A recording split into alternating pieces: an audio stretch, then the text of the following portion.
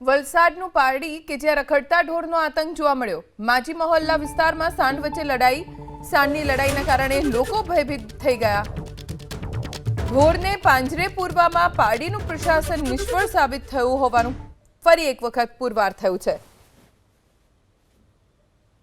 વલસાડના પારડીમાં માજી મહોલ્લા વિસ્તારમાં બે સાંઢ વચ્ચે યુદ્ધ થયું અને આસપાસના લોકો ગભરાઈ ગયા કેમ કે અનેકવાર આવી રીતે સાંઢની લડાઈમાં લોકો ઇજાગ્રસ્ત થતા હોય છે, વાહનોને પણ નુકસાન થતું હોય છે। અહીંયા છે ને બે આંખલા લડાતા છે। આ એરિયો આપણો વાણિયાવાડ કહેવાય, માજી મોલ્લા। તો કેમના બે આંખલા લડ્યા કરે અને જહર જનતાને આવવા જવામાં તકલીફ પડે, ગાડીને નુકસાન પણ થયેલું છે।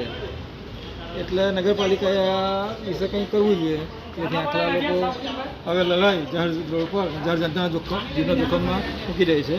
હવે ઘણા લોકોએ અહીંયા છૂટા પાણીની કોશિશ કરી, પાણી નાખ્યું, લાકડાથી માર્યો તો છૂટા પડતા નહીં મળે। એટલે હવે થોડો સમય યોગ્ય પગલાં લેવાની જરૂર છે।